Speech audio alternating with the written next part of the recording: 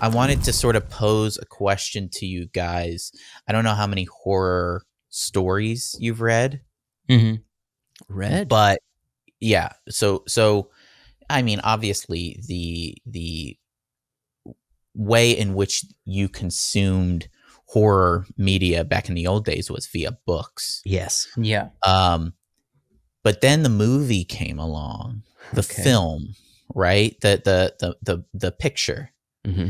And I think it changed horror completely. And so I kind of wanted to ask you guys, you know, what do you think is the most significant part of a horror movie compared to a story, just a story Okay. that you hear? Because we all grew up with listening to horror stories around the campfire. Yes. Why is the horror movie um, such a compelling genre? Okay. I have so many thoughts right off the top. One, Mm, uh, just on a human level, it's capturing all of our senses and it's happening to us rather than us in our mind being willing to enter with our imagination. You know what I mean? mhm. Yeah. So that the horror movie is happening to us as opposed to us engaging with the horror story But because you could see, literally just tune it out and not engage your imagination and a horror story does not scare you, right? I feel like the horror story, uh,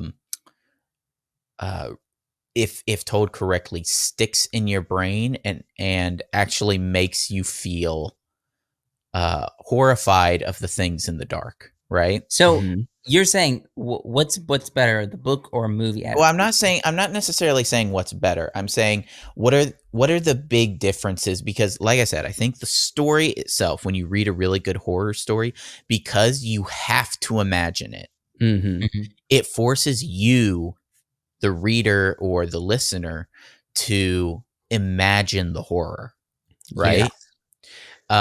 Whereas the movie shows you the horror. You know, Yeah, yeah. Uh, which one do you I think is more impactful? I have a dumb question that I don't know the answer to. Okay, that's pretty regular. No, this is a legitimate thing. Is there ratings for books? Like, Mhm. I did not know this.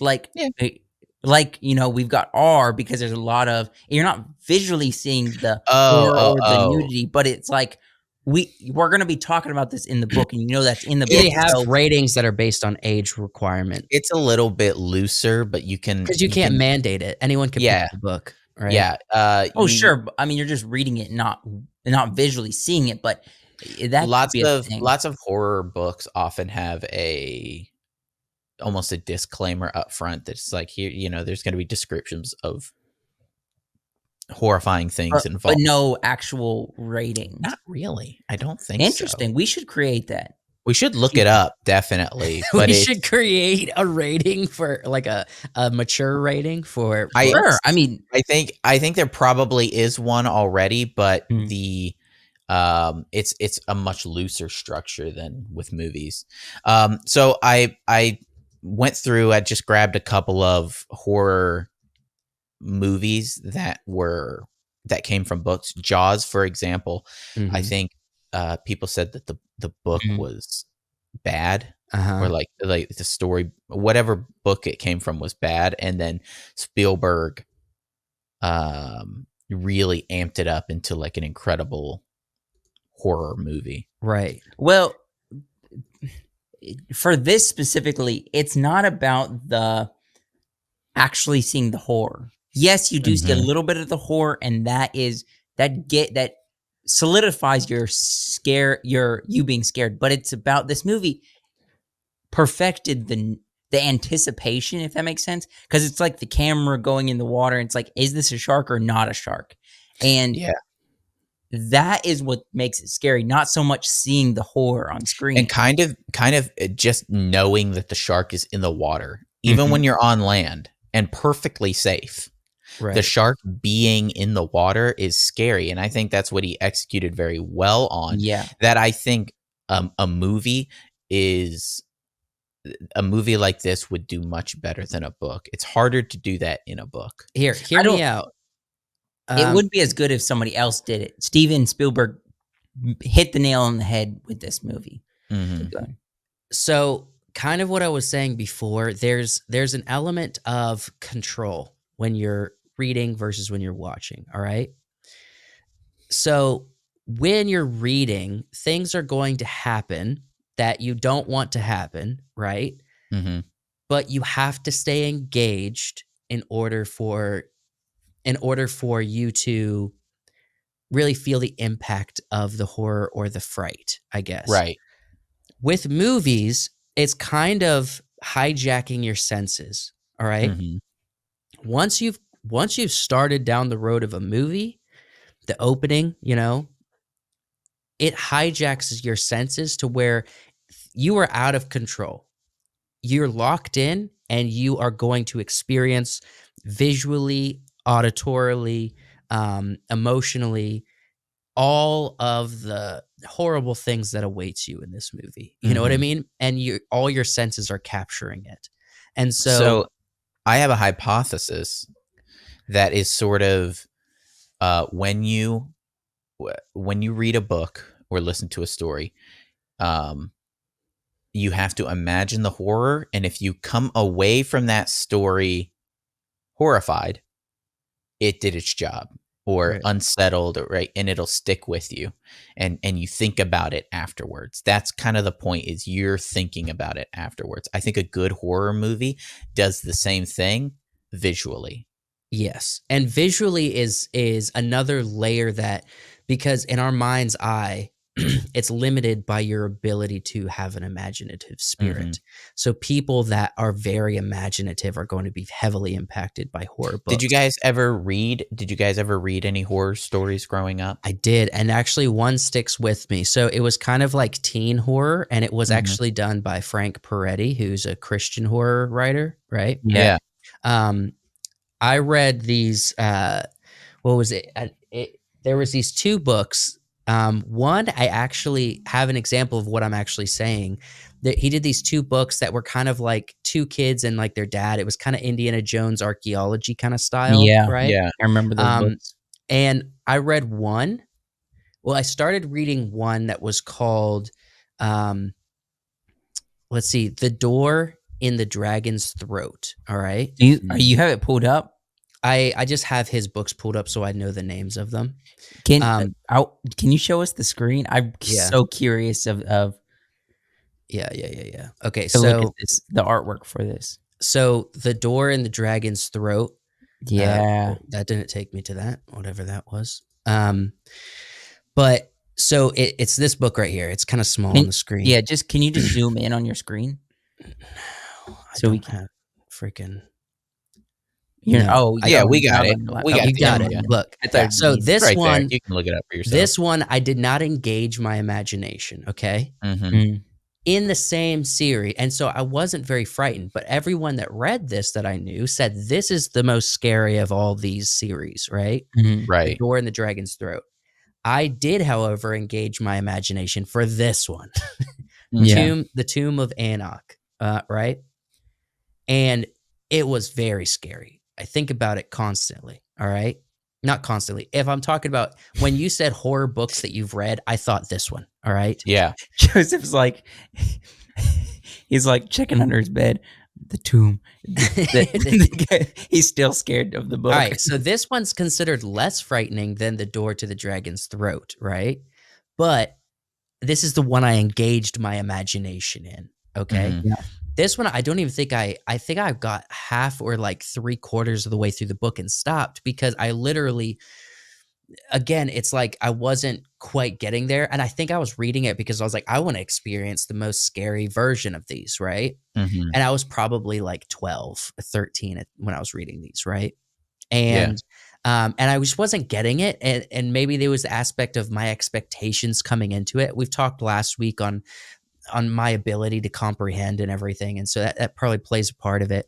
But with this one, it captured me and I didn't have a whole lot of expectation when I read it. And Mhm. this one really impacted me. So there's a couple of books that I read when I was younger that, like, the horror sticks with me. Mhm. the one when I was pretty young, but there was an audio book called Kayatoka. I'm sure I've talked about it before, but there's an Yeah. image that sticks out in my head from the book where like an a body, like a dead body, just starts being animated and reanimated and puppeted in front of the main character, and it's horrifying. Um, and then this was later in life, but I read a couple of Michael Crichton books like Mhm. Jurassic Park and Timeline, but Prey was about like nanobots. That one, there's a couple of scenes in that still stick with me. It's So funny that you yeah, call it scenes. yeah, the because of the way it's described, and Chapters. they play like scenes in my head, and Uh-huh. that's I think the point is when you read these stories. I don't know if you guys read any creepy pastas online, like the Reddit stories or Oh, whatever. I've heard people read them on YouTube videos. Like some people hmm read them, right? Those I read a couple of those that sort of stuck with me. But again, it's in your imagination, whereas the movies themselves they show you, and I think it's supposed to elicit the same response because the scene in Prey, like there's a specific scene in Prey where it that sticks in my head, or that puppeteering of the body in Kayatoka Mhm. sticks in my head the same way that like the final scene in The Fly with Jeff Goldblum does. Yeah. Mm. It's supposed to, when you finish the story, you're supposed to feel kind of like unsettled. Sure. And I think the two big horror movies that did that for me recently were The Fly and The Thing. Yeah. You've You been say watching horror this thing movies? like how many times have you watched the thing on I've seen The Thing so many times by this point. It and Alien too. When you come away from the movie feeling like unsettled, Mhm. Jurassic Park, Mhm. I same never sort of read thing. well, I actually haven't read all of these books. So all I could do, I can't take the movie and the book. I haven't Mhm. consumed them both and compare. All I could do is just theorize. I mean, obviously there are a lot of horror movies that just do not work. And I think that's the danger. Like you can talk about like if you read a book about Annabelle, right? Yeah. Yeah. I think if you're engaged, Annabelle as a book can be a lot more effective on your imagination and frightening than the movies was. And there's that element of kind of what we said with Jaws. There's the element in movies that if you showcase the horror too quickly or you showcase the horror too early or with not enough oomph, Mhm. it becomes like the hidden monster is so much more scary than the one you can see, right? Yeah, or I think A Quiet Place did it really well. That the monster is just so unbelievably deadly. Yeah. It's such a threat. It's so fast. That you are on edge, and I would Mhm. say it is horrifying, but there's almost just again, it's always even Netflix kinda quantifies it differently, the thriller genre and the horror genre, you know what I mean? Yeah. Um, and and I think there's they obviously blend together, but like we were talking earlier, M. Night Shyamalan has always landed in the thriller as Mhm. opposed to the horror, right? I think a good horror makes you like characters and then kills Takes those characters. takes them away. Yeah, that's what's supposed to be horrifying about it. Right, and a thriller is kind of a quiet place where Mhm. you do care about the characters and maybe they will escape, maybe they won't. But like Jurassic Park, Crichton does this in a lot of his books where he sets up a cast of characters and then kills them off Mhm. Yeah. in unique ways, and that's I think a fun part of horror. What But these first two movies were Spielberg. Yeah, well, Yeah. He was really tapping into the horror genre back in the day. it put him on the map and, Jaws put him on the Absolutely. map for sure. Do you have more slides? So It It is totally different book than it is a movie. Oh yeah, which absolutely. I would have to say, when I watch it, I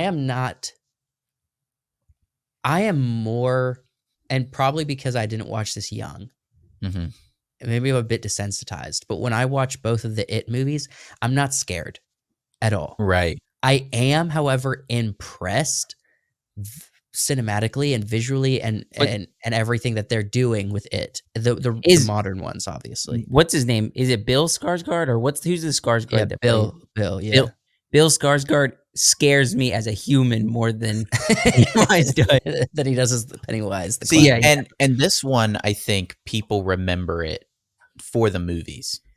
People remember the Yeah. movie portrayals of it and are kind of like the book, whatever.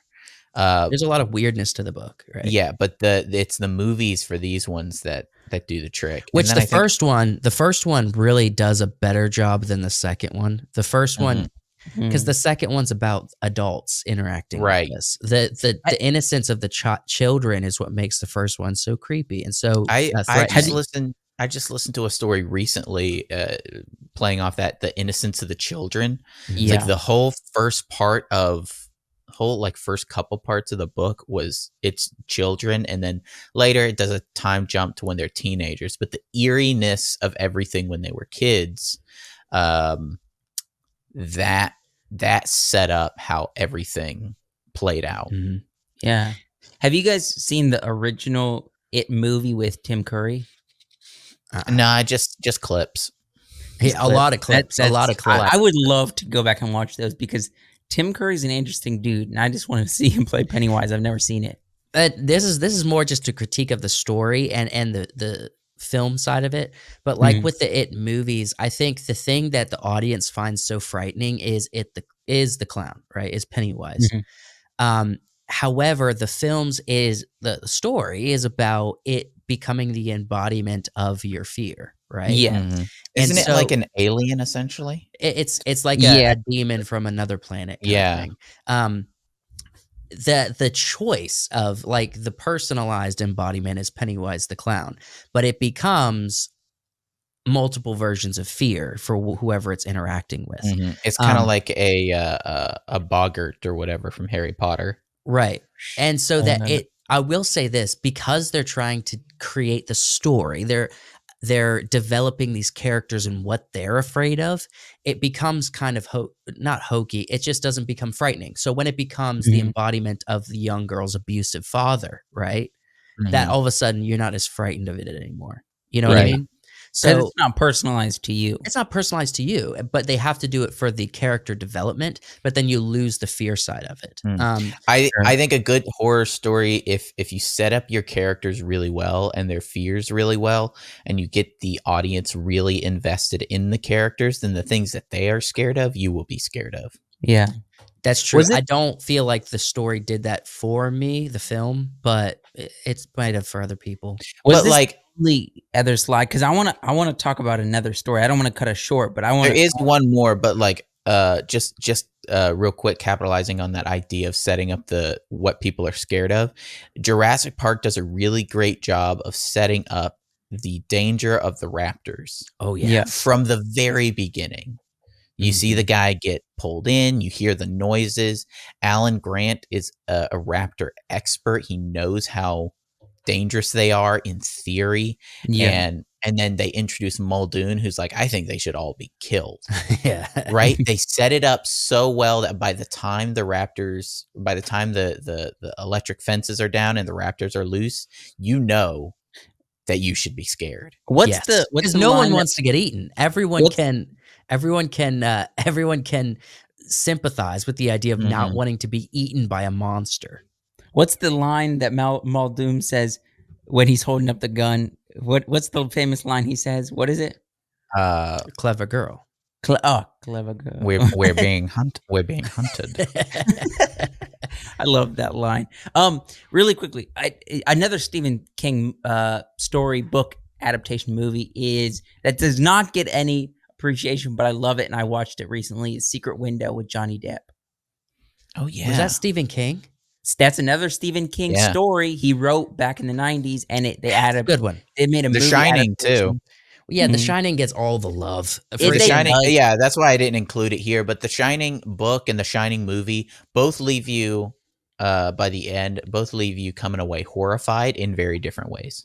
Right. Yeah, I've heard The Shining is a different book also though. Mhm. I'm curious how different Secret Window is compared to its book. I've never read the book, but I love the movie. Johnny Depp. Yeah. would Yeah. definitely What's recommend the last slide in here? I think I had 4.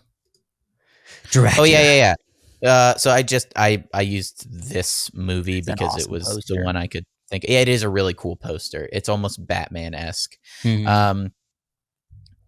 So yeah, and then of course like original horror stories like Bram Stoker's Dracula being translated in multiple ways, with multiple different kinds of Dracula movies. It's just such an interesting. You can clearly see how enamored people were with Dracula Mhm. at how many different iterations of Yeah. Dracula there are There and are. vampires. You just watched the one on the boat. What is the Voyage of something? The Last Voyage of the Demeter. Yeah. Yes. You watched that and you gave a review of this was a couple Yeah. months back, but is that a book? I know Dracula I don't has know. been in a lot of different forms, but I'm I curious don't if know. that is just a movie adaptation or if that's kind of book. I'm not sure. I think one of the best visual adaptations of Dracula is from the animated series Castlevania on Netflix. He's like the coolest Dracula. The animated He series? looks You mean he looks No. so much. He you're talking he about looks like everything you Hotel want Dracula. Transylvania. No, not Hotel Transylvania. I'm kidding. But again, that's an interpretation of Dracula, yeah. Dracula. There's so many of them. And it It's- also certain stories set your mind free for imagination, I guess. Mhm. Yeah. And the Dracula story really does that. I mean, how many long debates, Wyatt, have you and I had around if you were Dracula, how would you go about like controlling a town or controlling a Right. city? Or How would you go? How would you conduct yourself? How would you My- conduct yourself as a powerful immortal being? Right. My favorite Dracula interpretation is definitely Nicolas Cage in Renfield. Wild. I'm kidding. I've never seen the movie. I definitely should watch it. So I think to kind of put a bow on this, for my thoughts, I think the movies, it's always going to be a hit or miss on if it really captures your horror side. There are certain, and people, it's memorable when it does. Okay. Mhm. But books have the opportunity to capitalize on it more, but it's a stronger threshold of entry. It's a bigger threshold of entry because there's not a lot of readers, and it Mhm. does require you to be to enjoy reading and to enjoy fiction writing in order for you to get through that. That's a bigger barrier to entry than watching a 90-minute or 120-minute film, right? Yeah. Yeah. So there's levels to it. I think books can be more effective for horror, but it's just gonna have a less pool of. It's gonna have a lot smaller database pool, I guess. Yeah. Right.